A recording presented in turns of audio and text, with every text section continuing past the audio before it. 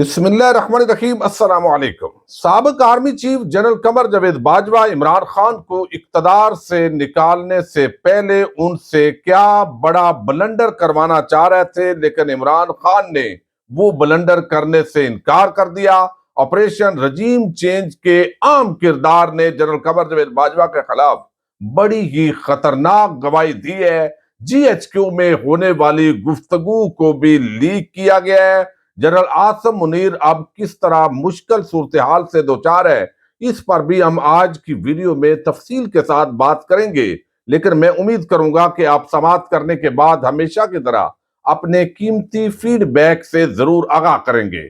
अक्सर सोचते हैं कि ऑपरेशन रजीम चेंज पर बहुत बात हो चुकी, जनरल बाजवा या एस्टेब्लिशमेंट पर अक्सर इल्जामात लगाए जाते हैं। अब हमें आगे बढ़ना चाहिए। मौजूदा एस्टेब्लिशमेंट क्या करती है, मौजूदा हुकूमत क्या करती है, अवाम के महंगाई और बेरोजगारी, आटे की लाइनों के अंदर लगना, बहुत सारे आम मसाइल हैं। लेकिन फिर कोई ना कोई ऐसी गवाही आ जाती है जो आपके सामने इंतहाई जरूरी हो जाता है कि वो हकायक रखे जाए। बहुत सारे ऐसे लोग थे, जब जनरल कमर जावेद बाजवा साहब आर्मी चीफ थे तो वो खामोश थे। खामोशी मजबूरी भी होती है, और नई एस्टेब्लिशमेंट की पॉलिसीज क्या होंगी ये अभी सारे देख रहे हैं। कुछ जो है वो जाहिर हो रहा है कि अभी चूंकि पुराने मामलात चल रहे हैं, लेकिन जनरल आसिम मुनीर साहब के लिए यकीनन ये मुश्किल सूरत हाल है। एक तरफ साबिक वजीर आजम जो उन पर एक बड़ा सानिया गुजरा, कातलाना हमला हुआ, JIT के अभी भी जो गवाह हैं, जो JIT के मेंबरान हैं, बल्कि उनकी धमकियों का भी आज जिक्र हो रहा है। मामलात आगे नहीं बढ़ रहे हैं,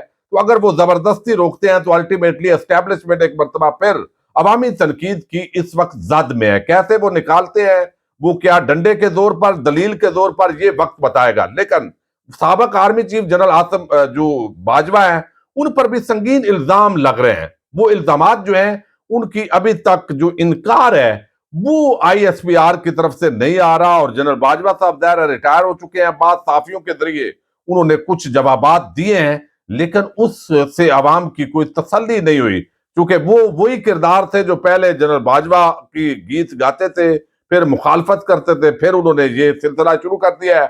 अब ये एक बड़ी अजीब किस्म का, ये आम अगर रूटीन का कॉलम होता तो हम जिक्र ना करते। हामिद मीर ने एक कॉलम लिखा है, और हामिद मीर रजीम चेंज ऑपरेशन का आम किरदार है। ये वो शख्सियत है जिनको स्पेशल एस्टेब्लिशमेंट से मुबैना तौर पर आसफ जरदारी ने उनका जो प्रोग्राम है कैपिटल टॉक, वो बहाल करवाया, ये कहकर चूंकि अब हमारा एक बड़ा PDM का इनकलाब आ रहा है, तो उसका असल जो किरदार है वो तो ये लोग हैं जिन्होंने हमारे साथ कुर्बानियां दी हुई हैं। तो हामिद मीर का दोबारा टेलीकास्ट होना, कैपिटल टॉक पर आना, वो जो है वो उसका ऐलान आसफ जरदारी ने किया। यही वजह है कि आसफ जरदारी के खिलाफ आपको कभी भी जो हामिद मीर साहब तनकीद करते दिखाई नहीं देंगे। आसमा शराजी हैं, उनकी भी जमात असल में पीपल्स पार्टी है, वो भी आपको बिलावल को हीरो बनाती दिखाई देंगी, और आजकल माहौल भी आ रहा है। लेकिन जो इल्जाम लगाए गए हैं, GHQ के अंदर कुछ सहाफियों के साथ गुफ्तगू होती रही, वो इस कॉलम के जरिए लीक की गई है। और इसके साथ ही जनरल कमर जावेद बाजवा पर एक ऐसा खतरनाक इल्जाम लगाया गया है कि ये इल्जाम इमरान खान ने भी नहीं लगाया। इमरान खान जो है उन्होंने तनकीद की, तो उस पर कहा गया मंसूर अली खान मेरे मेजबान के जरिए कि हम जो है वो कानूनी चाराजोई भी कर सकता हूं इमरान खान के खिलाफ। लेकिन अब ये उससे भी खतरनाक तरीन इल्जाम लगाया गया है। अब ये इस कॉलम का जो उन्वान है वो तो है थोड़ी सी सच्चाई, और हामिद मीर हमेशा थोड़ी सी ही सच्चाई बोलते हैं। ये कॉलम का उन्वान दुरुस्त है, उन्होंने कभी भी पूरा सच नहीं बोला। और वैसे भी अगर मुनाफिकीन की लिस्ट आप कैटेगराइज करें इस वक्त, तो वो आपको यानी टॉप के अंदर इमाम उनके नजर आएंगे। अक्सर उनका यही होता है। पहले जनरल बाजवा साहब जिंदाबाद थे, और पूरा रजीम चेंज ऑपरेशन जो हुआ इस दौरान PDM आ रही है, उस दौरान वो उस गेम का हिस्सा थे। लेकिन अब चूंकि वो रिटायर हो गए हैं, तो इन्होंने भी अपने तीर चलाने शुरू कर दिए हैं। अब ये कहते हैं चूंकि जावेद चौधरी ने कॉलम लिखे और हामिद मीर पीछे रह जाए कि मेरे पास भी मालूमात हैं। लेकिन अब देखिए यहां पर उन्होंने कहा जी, सारी बातें वो करते रहे कि 2017 के अंदर बाजवा साहब ने सियासत में मुदाखलत शुरू की। ये आर्मी चीफ की जो तैनाती है उसके आईनी खिलाफ वर्जी थी। शेख खान अब्बासी जो है وہ کمزور وزیر اعظم تھے، انہوں نے فاٹا کو KPK کا حصہ بنا لیا۔ یہ بتانے کی ضرورت نہیں کہ باجوہ صاحب نے 2018 میں کس طرح عمران خان کو وزیر اعظم بنوایا۔ عمران خان کو وزیر اعظم بنانے کے بعد وہ چاہتے تھے جنرل باجوہ صاحب کے پنجاب اور KPK کے جو وزرائے اعلیٰ ہیں بڑی توجہ کے ساتھ، یہ کالم انتہائی اہمیت کا عمل ہے، وہ کہتے ہیں کہ وزیر اعلیٰ پنجاب اور KPK یہ بھی چاہتے تھے جنرل باجوہ اپنی مرضی کا لگانا، لیکن عمران خان نے انکار کر دیا۔ اس وقت تو یہ کہتے تھے کہ عمران خان لیٹا ہوا ہے، یہ ہے، اب یہ کہہ رہے ہیں کہ عمران خان نے انکار کر دیا۔ اب وہ کہتے ہیں کہ بیک ڈور رابطے ہوئے بھارت کے ساتھ ہے جی۔ اچھا، خان صاحب نے باجوہ کو پنجاب اور خیبر پختونخوا کے معاملات سے دور رکھنے کے لیے انہیں بھارت کے ساتھ بیک چینل مذاکرات جاری رکھنے کی اجازت دے دی۔ اس بیک چینل کے تحت نومبر 2018 میں کرتارپور راہداری کا سنگ بنیاد رکھا گیا۔ اب فروری 2019 کے اندر آپ کو علم ہے مقبوضہ کشمیر کے علاقے پلوامہ کے اندر خودکش حملہ ہوا، اور پھر جو ہے وہ آپ کو علم ہے یہاں پاکستان پر انڈیا نے اٹیک کیا بالا کوٹ پر، اور پھر پاکستان نے جو جواب دیا۔ اس دوران جون 2019 میں ISI کے سربراہ سید عاصم منیر کو اچانک تبدیل کر دیا، کیونکہ وہ عمران خان کو بھی ناپسند تھے اور باجوہ صاحب کے بیک ڈور چینل کے لیے بھی نامناسب تھے۔ ان کی جگہ فیض حمید کو لگایا گیا۔ اب اس کا مطلب یہ ہے چونکہ موجودہ آرمی چیف ہے جنرل عاصم منیر، لہذا یہ زندہ باد ہے، یہ ہے احمد میر کے پالیسی، اور جو چلا گیا ہے وہ مرد آباد ہے۔ دوسرا یہ بتایا کہ یہ بھارت کے ساتھ دوستی نہیں چاہتے ذہنی اس طریقے سے کشمیر کاز کی بنیاد پر، تو یہ رکاوٹ تھے، اور جنرل باجوہ اور جو فیض تھے وہ دونوں یہ کرنا چاہتے تھے۔ اب یہ بھی لگایا، آنے والے دنوں میں دیکھیے گا کہ جنرل عاصم منیر صاحب کیا بھارت کے ساتھ وہی کام جو ہے وہ بڑھاتے ہیں یا نہیں بڑھاتے، یہ تو ثابت ہو جائے گا۔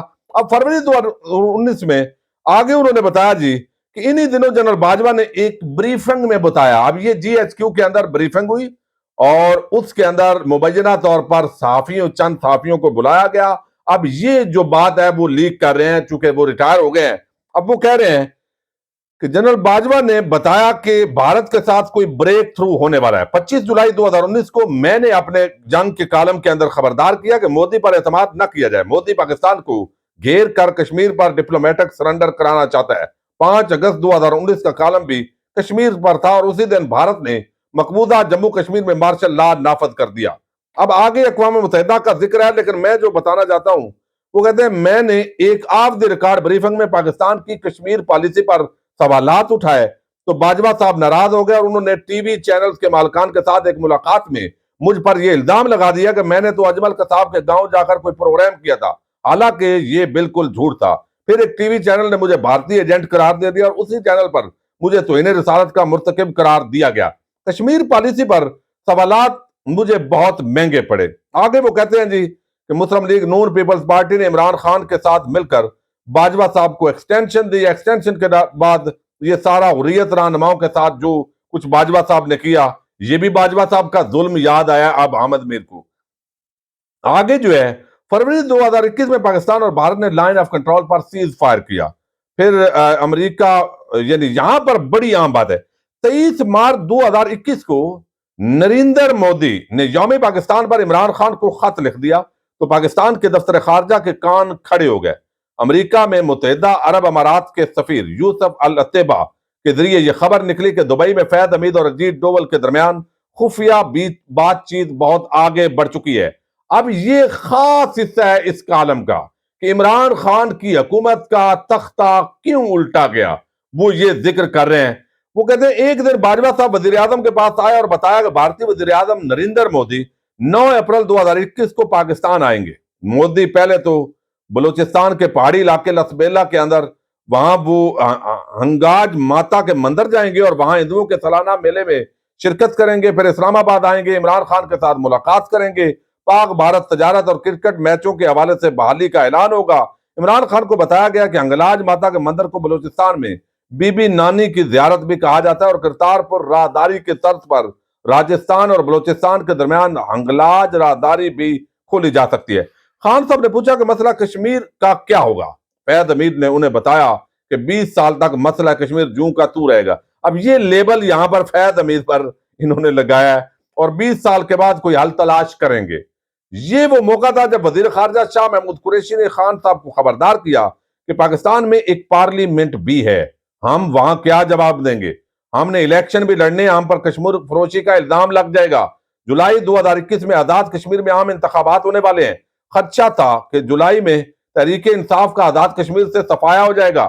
اس دوران اقتصادی رابطہ کمیٹی بھارت کے ساتھ تجارت کھولنے کا فیصلہ کر چکی تھی، لیکن شاہ محمود قریشی نے نہ صرف بھارت کے ساتھ بیک ڈور مذاکرات سے لا علمی ظاہر کر دی، بلکہ وفاقی کابینہ نے بھارت کے ساتھ تجارت کی بھی مخالفت کر دی۔ اب وہ کہتے ہیں کہ باجوہ صاحب شدید غصے میں آ چکے تھے، انہوں نے خان صاحب سے شکایت کی کہ ہم نے جو بھی کیا آپ سے پوچھ کر کیا۔ خان صاحب نے کہا فکر مت کریں، ذرا آہستہ چلیں اور اپوزیشن کو اندر کر دیں۔ اب یہ بھی یہاں پتہ چلتا ہے کہ کتنی بات یہ، چونکہ آدھا سچ ہے نا تو جھوٹ بالکل اس کا نظر آ رہا ہے حامد میر کا۔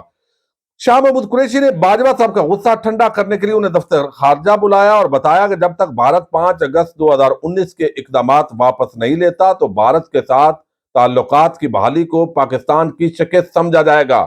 ستمبر 2021 میں عمران خان نے اقوام متحدہ کی جنرل اسمبلی سیشن میں کشمیر پر پاکستان کا پرانا روایتی موقف دہرایا۔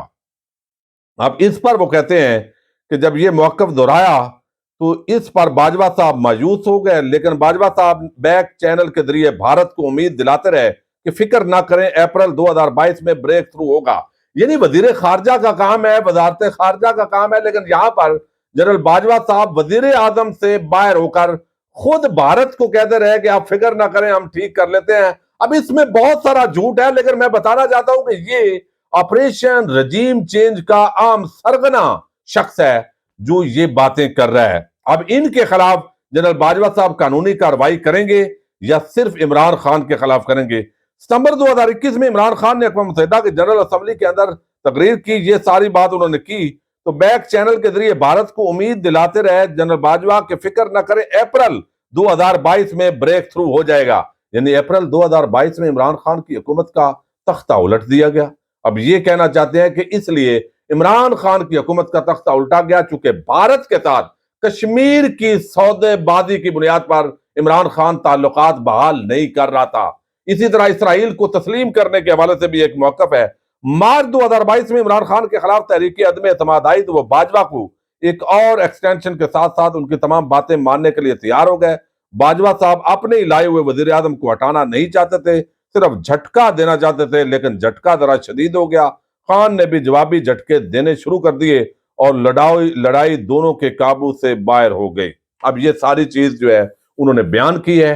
اب دیکھتے ہیں، ایک تو جی ایچ کیو میں ہونے والی جو میٹنگز ہیں ان کا دبے لفظوں کے اندر انہوں نے اظہار کیا ہے جو ان کو بلایا جاتا تھا، پھر کشمیر کی جو سودے بازی ہے اس کی بنیاد پر تعلقات جو بھارت کے ساتھ بحالی، یہ ایک بڑا جو ہے وہ بلنڈر ہے جو ان کے بقول حامد میر کے بقول عمران خان جو ہے اس سے جنرل باجوہ کروانا چاہتے تھے۔ اس کے بعد ویسے ہی کشمیر فروش بن جانا تھا تو حکومت کا تختہ الٹ دینا تھا۔ جب بندہ غیر معروف ہو جاتا ہے، لوگوں کے اندر وقت کھو دیتا ہے، تو یہ ساری گیم عمران خان نے چونکہ نہیں کی، اس لیے ان کا تختہ الٹ دیا گیا۔ تو یہ حامد میر کے کالم کا لب لباب ہے جی۔ اجازت دیجیے گا، اللہ حافظ۔